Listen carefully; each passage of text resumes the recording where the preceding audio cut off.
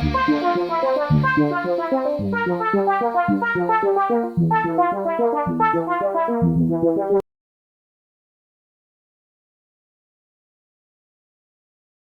है दोस्तों engineer code class में। आज हम बात करेंगे मोर्थ के section 200 clause 202 dismantling culverts bridge and other structures और pavements. Contents scope dismantling culverts and bridges, dismantling pavement and other structure, backfilling, disposal of materials, measurement for payment और rates. Clause 202.1 Scope. This work shall consist of dismantling and removing existing culverts, bridges, pavements, curbs and other structures like guardrails, fences, utility services, manholes, catch basins, inlets, etc. from the right of way which in the opinion of the engineer interfere with the construction of road or are not suitable to remain in place, disposing of the surplus and unsuitable materials and backfilling to after the required compaction as directed by the engineer। यानी इस काम में मौजूदा पुलों, फुटपाथों, करब और दूसरी संरचनाओं जैसे गार्ड रेल्स, बाड़, यूटिलिटी सेवाओं, manhole, catch basin, inlet वगैरह को राइट ऑफ वे में से हटाना और निकालना शामिल होगा जो इंजीनियर की राय में सड़क के निर्माण में रुकावट डाल रहे हैं या अन्य जगह पर रहने के लिए सही नहीं है। बचे हुए खराब मटेरियल को हटाना और इंजीनियर के निर्देशानुसार जरूरी कॉम्पैक्शन के बाद बैकफिलिंग करना शामिल है। इसमें यह बताया गया दोस्तों कि अगर हम रोड का निर्माण कर रहे हैं तो जो एग्जिस्टिंग रोड हमारा है उसमें हमारे पास कुछ स्ट्रक्चर्स होते हैं, पुल या फुटपाथ होता है, करब होता है या अन्य कोई भी फेंसिंग लाइन होती है, यूटिलिटी सर्विस होती है या ड्रेनेज सिस्टम में कोई मैन होल होता है। ये सब चीजें अपने राइट ऑफ वे में आती है, तो उन सब चीजों को भी हमें हटाना है और जिस जगह अपना नया रोड का निर्माण हमें करना है वहां पर जो मटेरियल हमने हटाया है उसकी वजह से या अन्य कोई एक्टिविटी की वजह से अगर खड्डे हो गए हैं तो वापस उनकी बैकफिलिंग करनी है, या जितनी भी जगह खराब हुई है मतलब एंडुलेशन आ गए हैं, कहीं खड्डे हो गए हैं, कहीं कुछ मटेरियल पड़ा है, उन सब की सफाई करनी है वहां से और जितना भी मटेरियल है वहां से हटाना है। ठीक है दोस्तों, आगे बढ़ते हैं। Existing culverts, bridges, pavements and other structures which are within the highway and which are designated for removal shall be removed up to the limit and extent specified in the drawings or as indicated by the engineer।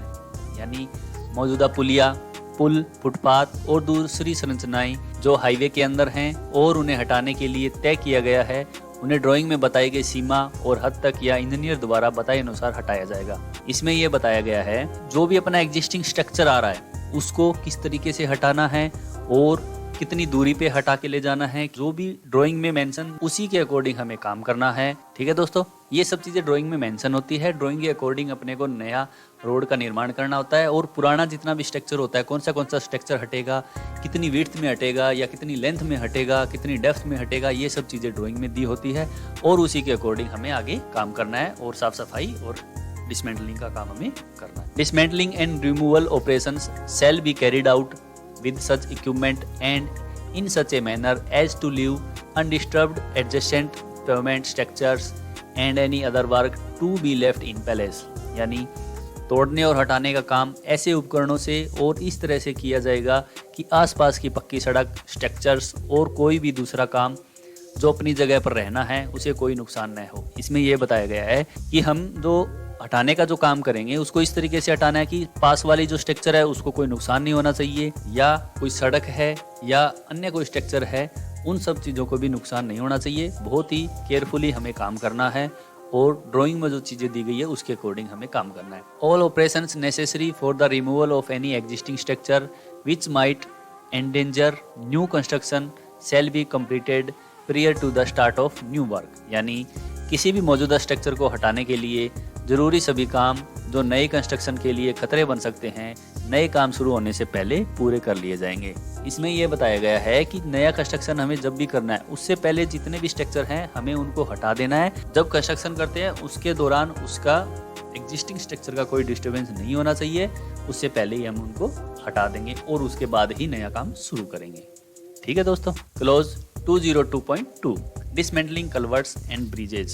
The structure shall be dismantled carefully and the resulting materials so removed as not to cause any damage to the part of the structure to be retained and any other properties or structure nearby। यानी structure को सावधानी से तोड़ा जाएगा और उससे निकलने वाले मटेरियल्स को इस तरह हटाया जाएगा कि स्ट्रक्चर के बाकी हिस्से और आसपास के किसी भी दूसरी प्रॉपर्टीज़ और स्ट्रक्चर को कोई नुकसान न हो। इसमें यह बताया गया है कि जैसे ये पुलिया है, हमें एक साइड से हमें तोड़ना है, इसको हटाना है, तो इसके प्रॉपर सेफ्टी करके, प्रॉपर मशीनरी यूज करके और ड्राइंग में देख के हमें उस स्ट्रक्चर को पार्ट को हटाना है। और जो ये दूसरा जो स्ट्रक्चर का पार्ट है, इसको कोई नुकसान नहीं होना चाहिए। और अगर आगे इसके कोई बिल्डिंग है या कोई भी अन्य स्ट्रक्चर्स है, उसको नुकसान नहीं होना चाहिए। जो अपना एग्जिस्टिंग रोड चल रहा है उसको भी अगर एज इट इज रखना है तो उसको भी कोई नुकसान नहीं होना चाहिए। बहुत ही केयरफुली तरीके से हमें काम करना होगा। ठीक है दोस्तों, आगे बढ़े। Unless otherwise specified the superstructure portion of culverts bridges shall be entirely removed and other parts removed up to at least 600 mm below the subgrade slope face or original ground level, whichever is the lowest or as necessary depending upon the interference they cause to the new construction। यानी जब तक कि खास तौर पर बताया न गया हो, पुलिया पुलों का सुपरस्ट्रक्चर वाला हिस्सा पूरी तरह से हटा दिया जाएगा और बाकी हिस्सों को सबग्रेड ढलान वाली सतह या मूल जमीन के लेवल से कम 600 mm नीचे तक हटाया जाएगा, जो भी सबसे कम हो या नई कंस्ट्रक्शन में होने वाली रुकावट के हिसाब से जरूरत के अनुसार हटाया जाएगा। इसमें यह बताया गया है कि जो भी स्ट्रक्चर हमारा आ रहा है उसको अगर हटाना है, सबसे पहले तो क्या करेंगे, जो सुपर स्ट्रक्चर का जितना भी पार्ट है उसको पूरा का पूरा हटाया जाएगा और बाकी जो हिस्सा है वो जो बच गया है उसको, जो अपना सबग्रेड का जो लेवल है उससे 600 mm नीचे तक हमें हटाना है। या तो उससे ऊपर पूरा का पूरा हट जाएगा वो, या कम से कम उसको 600 mm नीचे तक तो हटाना ही हटाना है। ठीक है दोस्तों, और ऐसा कोई भी पार्ट हमें नहीं बचाना है जो नई कंस्ट्रक्शन के लिए नुकसानदायक हो, यानी कि वो आगे काम को रोक सके, तो उस लेवल तक भी हमें उसको हटा देना है। रिमूवल ऑफ ओवरलेइंग और adjacent material if required in connection with the dismantling of the structure shall be incidental to this item. यानी अगर स्ट्रक्चर को हटाने के संबंध में ऊपर या आसपास की सामग्री को हटाने की जरूरत पड़ती है तो यह काम इसी आइटम का हिस्सा माना जाएगा। यानी अगर मान लो कलवर्ट को हटाना है तो उसके ऊपर ओवरले जो हुआ है उसके ऊपर जो एक थिकनेस आती है अपने, जैसे डीबीएम भी आता है, डीसी भी आता है, और कलवर्ट अगर डेप्थ में है तो क्वेश्चन में अपने उसके ऊपर मिट्टी का काम भी होता है, जीएसपी, डब्ल्यूएम, इस तरीके के मटेरियल भी उसके ऊपर होते हैं। तो अभी स्ट्रक्चर को हटाना है तो ऊपर के आइटम को भी हटाना पड़ेगा। तो ये दोनों चीजें हैं, हटाने का जो काम है इसको एक ही आइटम माना जाएगा, इसको अलग अलग आइटम मान के काम नहीं करेंगे। ठीक है दोस्तों, where existing culverts bridges are to be extended or otherwise incorporated in the new work, only such part or parts of the existing structure shall be removed as are necessary and directed by the engineer to provide a proper connection with the new work। यानी जहाँ मौजूदा पुलिया पुलों को बढ़ाना है या नए काम में शामिल करना है, वहाँ मौजूदा स्ट्रक्चर का सिर्फ वही हिस्सा हटाया जाएगा जो जरूरी हो और उन्हें इंजीनियर नए काम के साथ सही कनेक्शन बनाने के लिए कहे। इसमें यह बताया गया है कि जैसे कि हमारा कोई पुराना स्ट्रक्चर है उसको आगे की तरफ और बढ़ाना है, तो जो थोड़ा बहुत पार्ट होता है उसका एंड का, उसको हम हटाएंगे और उसके बाद उसका इस तरीके से कनेक्शन बनाएंगे कि जैसे लगे कि नया और पुराना जो काम किया गया है वो एक साथ मैच हो जाए और अच्छे तरीके से उनके जॉइंट मैच हो जाए। ठीक है दोस्तों, आगे बढ़ो। The connection edge shall be cut, chipped and trimmed to be required line and grades without weakening or damaging any part of the structure to be retained। यानी जोड़ने वाले किनारों को जरूरी लाइनों और ग्रेड के हिसाब से काटा, तोड़ा और ट्रिम किया जाएगा ताकि स्ट्रक्चर के किसी भी हिस्से को कमजोर या नुकसान न पहुंचे जिसे बनाया रखना है। इसमें यह बताया गया है कि ये हमारा जो स्ट्रक्चर है उसको सही तरीके से काटना है, सही तरीके से हटाना है, क्योंकि हमें इसको दोबारा यूज करना है और ये कमजोर नहीं होना चाहिए। पुराने वाला जो हिस्सा है अगर कमजोर हो जाएगा तो नए वाले के साथ जॉइंट या बॉन्डिंग अच्छे से नहीं बनेगी, इसलिए हमें बहुत ही केयरफुली इससे काम करना है। और अगर तोड़ने से वो हिस्सा लूज हो रहा है तो हम उसको कटर से या अन्य जो भी इक्विपमेंट आते हैं उनसे उसको काट के अलग किया जाए। ठीक है दोस्तों, आगे बढ़। Due care should be taken to ensure that reinforcing bar which are to be left in place so as to project into the new work as dowels और tie are not injured during removal of concrete. यानी इस बात का पूरा ध्यान रखा जाना चाहिए कि रेनफोर्सिंग बार अपनी जगह पर रहने हैं ताकि वे नए काम में डोवेल या टाई के रूप में बाहर निकले, उन्हें कंक्रीट हटाते समय कोई नुकसान न पहुंचे। इसमें यह बताया गया है कि जो पुराना एग्जिस्टिंग जो स्ट्रक्चर हमारा होता है, जैसे कलवर्ट होता है या ब्रिज होता है उसमें से जब कंक्रीट को जब हम हटाते हैं तो जो लास्ट का कुछ हिस्सा होता है जो जहां हमें जॉइंट बनाना होता है, तो वहां पुराने स्ट्रक्चर के कुछ डोवेल बार या टाई बार जो निकले होते हैं उनको केयरफुली बचा के रखना है ताकि हम नए और पुराने जॉइंट का कनेक्शन अच्छे से बना सके। Pipe culverts shall be carefully removed in such a manners as to avoid damage to the pipes, यानी पाइप पुलियों को सावधानी से इस तरह हटाया जाना चाहिए ताकि पाइप को कोई नुकसान न हो।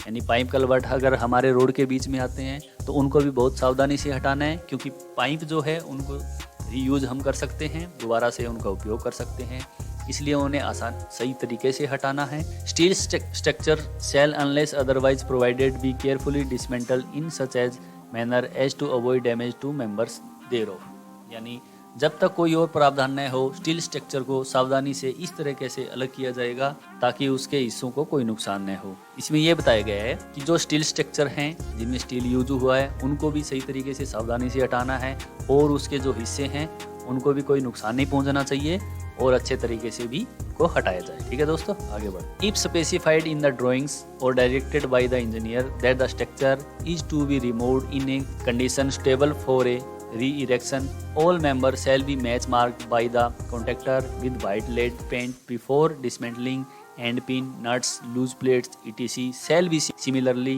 marked to indicate their proper location। यानी अगर ड्राइंग में बताया गया है या इंजीनियर ने निर्देश दिया है कि स्ट्रक्चर को दोबारा लगाने लायक स्थिति में हटाया जाना है तो कॉन्ट्रैक्टर अलग करने से पहले सभी हिस्सों पर सफेद लेड पेंट से मैच मार्क करेगा। एंड पिन, नट, ढीली प्लेटें वगैरह को भी इस तरीके से मार्क किया जाएगा ताकि उनकी सही जगह का पता चल सके। इसमें यह बताया गया है कि कोई भी अगर स्ट्रक्चर है पुराना स्टील का उसको हमें डिसमेंटल करना है तो उसके जो पार्ट्स हैं उनको सही तरीके से हटाना है, नट बोल्ट है जो उनको खोलना है, उसके बाद पार्ट बाई पार्ट उनको अलग करना है और उनकी मार्किंग करनी है कि कौन सा हिस्सा किसके ऊपर था या किसके साथ था। इस तरीके से उन पे हमें पेंट से मार्किंग करनी है ताकि जब हम रीयूज करें दोबारा उसको इंस्टॉल कर रहे हैं तो वो पार्ट सेम जगह और सेम कंडीशन में आए। इन सब चीजों का भी इसमें ध्यान रखें। All pins, pin holes and matching surfaces shall be painted with a mixture of white lead and tallow and all loose part shall be securely wired to adjacent members और पैक्ड इन द बॉक्सेज। यानी सभी pin hole और मशीनी सतहों पर सफेद lead और टेलों के मिश्रण से पेंट किया जाएगा और सभी ढीले हिस्सों को आसपास के हिस्सों से सुरक्षित रूप से तार से बांधा जाएगा या बक्सों में पैक किया जाएगा।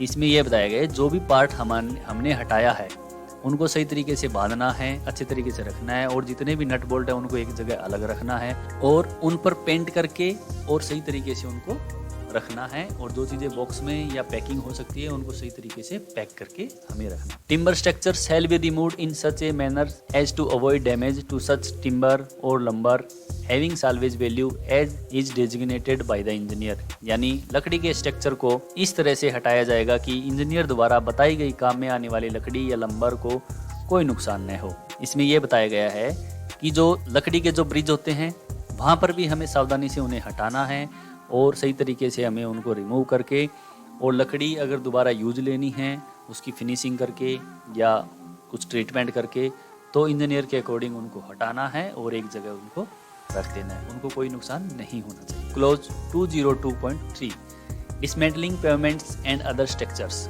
In removing pavements, curb, gutters and other structure like guardrails, fences, manholes, catch basins, inlet etc. where portions of the existing construction are to be left in the finished work, the same shall be removed to an existing joint or cut and chipped to a true line with a face perpendicular to the surface of the existing structure।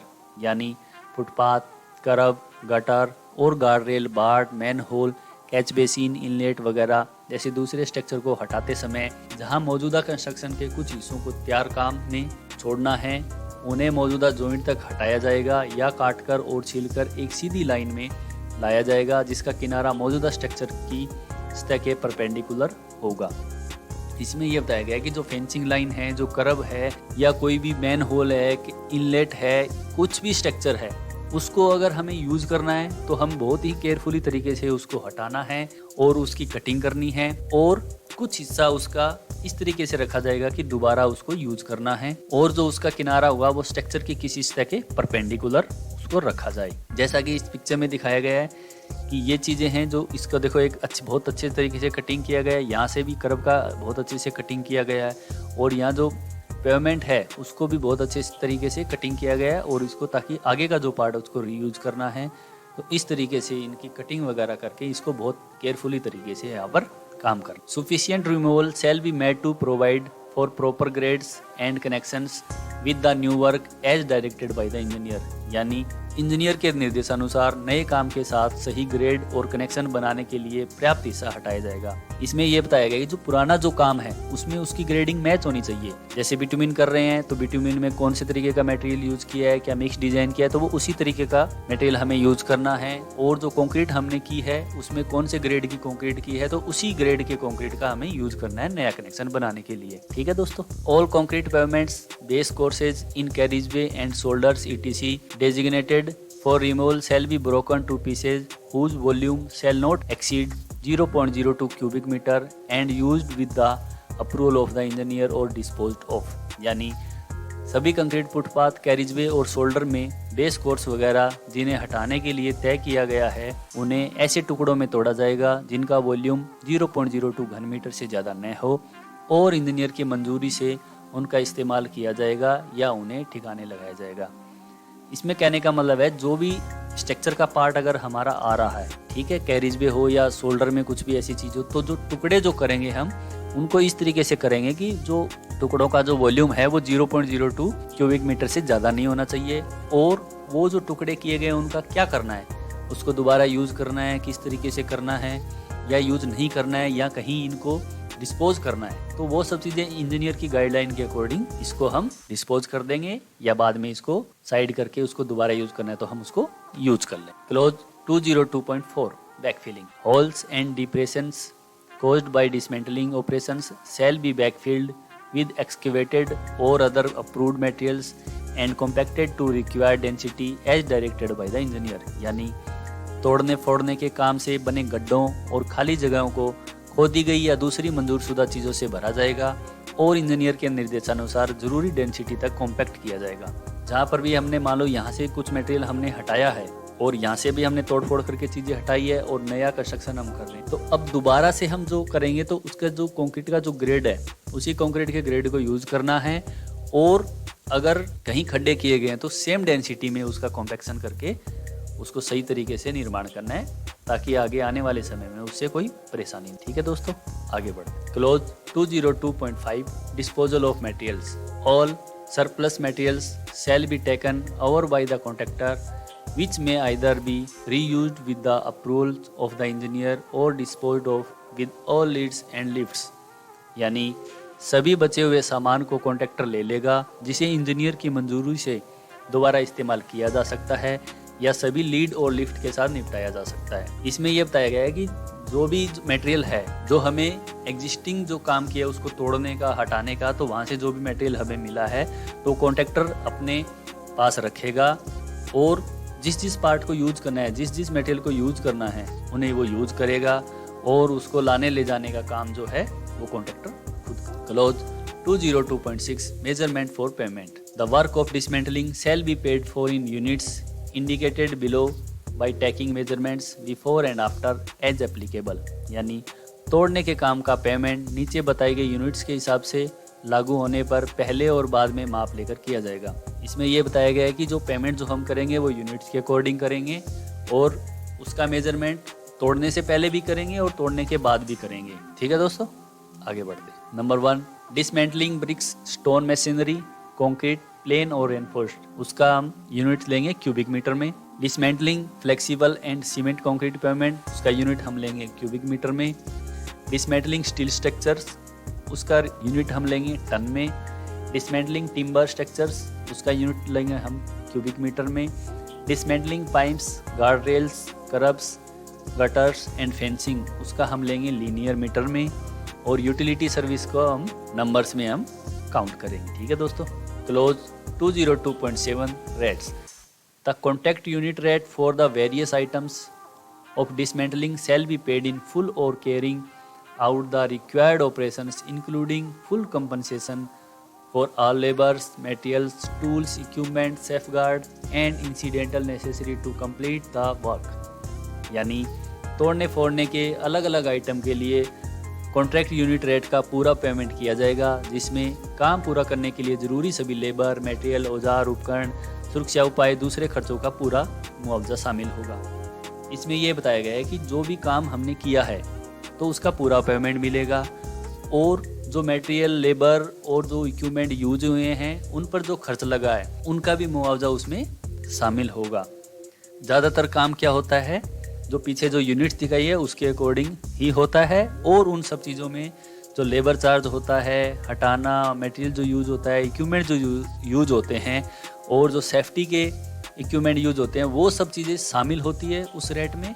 उन सब चीज़ों को include करके ही एक rate decide किया जाता है unit के अकॉर्डिंग। ठीक है दोस्तों, आगे बढ़े। The rates will include excavation and backfilling to the required compaction and for handling, giving credit toward salvage value, disposing of dismantled material with the lift and leads. यानी इन रेट्स में जरूरी कॉम्पैक्शन तक खुदाई और बैकफिलिंग और सभी lift और लीड के साथ तोड़े गए मटेरियल को ठिकाने लगाने के लिए साल्वेज वैल्यू का क्रेडिट देना शामिल होगा। इसमें ये बताया गया है कि जो ज़रूरी कॉम्पैक्शन है उनको करना है, बैकफिलिंग करनी है, और सभी सामान को उठाना, ले जाना और मटेरियल को एक सही जगह पर पहुंचाना, और जो मटेरियल की साल्वेज वैल्यू है वो भी उसको देना शामिल हो। थैंक्स फॉर वॉचिंग दोस्तों।